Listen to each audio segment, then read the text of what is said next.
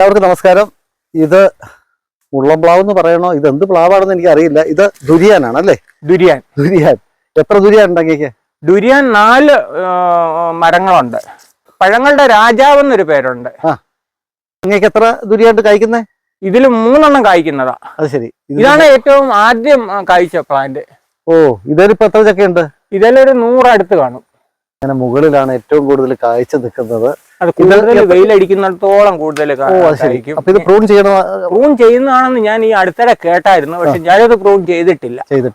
അടുത്ത വർഷം ഒന്ന് പ്രൂൺ ചെയ്ത് നോക്കണം. എത്ര വലിപ്പം ഉണ്ടാവും? ഇതൊരു 3 കിലോ തൊട്ട് 5 കിലോ വരെ വെയിറ്റ് ഉണ്ടാവും. അത് ശരി. ഇത് എങ്ങനെയാ ഈ പാകമായെന്ന് അറിയുന്നത്? പാകമായതിന്റെ സ്മെല്ല് വരും. കുറച്ച് ദുർഗന്ധമുണ്ട് ഇതിന്റെ പുറമെ, പക്ഷെ അതിന്റെ ഫ്ലഷ് നല്ല ടേസ്റ്റ് ആണ്. അത് ശരി. നമുക്ക് പബ്ലിക് ട്രാൻസ്പോർട്ടിലൊന്നും ഇത് കൊണ്ടുപോകാൻ അലൗഡ് അല്ല.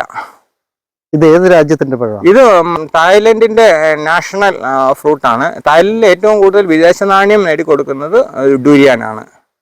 അവരുടെ പാർട്ടികളിലൊക്കെ ഇതൊരു അത്യന്താപേക്ഷിതമായിട്ടുള്ള ഒരു ഇതാണ്. പക്ഷേ പബ്ലിക് ട്രാൻസ്പോർട്ടിൽ ഇത് കൊണ്ടുപോകാൻ പറ്റില്ല. ദുർഗന്ധമുള്ളതുകൊണ്ടാ? യെസ്. അപ്പൊ പിന്നെ ഇതിന്റെ പഴത്തിന് എന്താ പ്രത്യേകത? ഈ പഴത്തിന് ഒരുപാട് ഹെൽത്ത് ബെനിഫിറ്റ് ഉണ്ട്. പിന്നെ ഒരു പ്രത്യേക സ്വാദാ ഇത്. നമ്മളൊന്ന് കഴിച്ചു കഴിഞ്ഞാൽ നമ്മൾ അഡിക്റ്റ് ആകുന്ന പോലത്തെ സ്വാദാ. അപ്പൊ നമുക്ക് അടുത്ത ദുരിയാന്റെ ചോട്ടിലേക്ക് പോകാം. യെസ്. ഇത് മാത്യു സാറിന്റെ മറ്റൊരു ദുരിയാൻ അല്ലേ? അതെ അതെ. ഇത് കായ്ക്കാൻ തുടങ്ങിയിട്ട് എത്ര നാളായി? ഇത് ഈ വർഷം ആദ്യമായിട്ട് കായ്ക്കുന്നത്. ഞാനിത് കഴിഞ്ഞ വർഷം കായ്ക്കാഞ്ഞിട്ട് വെട്ടിക്കളയാമെന്നൊക്കെ വിചാരിച്ചു കഴിഞ്ഞപ്പോ ഈ വർഷം ധാരാളം ഒരു 300 കായുണ്ടായി. കുറെയൊക്കെ കൊഴിഞ്ഞു പോയി. ഓ ശരി. കൊഴിഞ്ഞു പോകുമല്ലേ കായ? മുഴുവനായിട്ട് ഇത് പൂ നിറയെ ഉണ്ടാവുമെങ്കിലും എല്ലാം ഒന്നും കാ പിടിക്കത്തില്ല. അങ്ങനെ എന്ത് എത്തരത്തിലുള്ള ഒരു പരിപാലനം ഇതിന് കൊടുക്കുന്നത്? നിങ്ങൾ പ്രത്യേകിച്ചൊന്നുമില്ല. ഏലത്തിന്റെ അകത്തൊക്കെ നിൽക്കുമ്പോൾ അതിനുള്ള കൊടുക്കുന്ന അല്ലാതെ പ്രത്യേകിച്ചൊന്നും ഇതിന് പരിപാലനം ഒന്നും കൊടുക്കാറില്ല. നമ്മൾ സാധാരണ പ്ലാവിനൊന്നും കൊടുക്കുന്നില്ല. അതുപോലെ തന്നെ പ്ലാവ് ഇതും 7 വർഷം ആയതാ. അപ്പൊ ഇതെല്ലാം നമ്മൾ ബഡ് തൈ അല്ല, സീഡ്ലിങ്സ് തന്നെയാണ് കേട്ടോ. സീഡ്ലിങ്സ് ആണ്. ശരി. എവിടെ കിട്ടും ദുരിയാന്റെ തയ്യ്? ദുരിയാന്റെ തയ്യ് കുറച്ചൊക്കെ ഒരു 10-20 തയ്യൊക്കെ നമ്മുടെ അടുത്തുണ്ടാവും.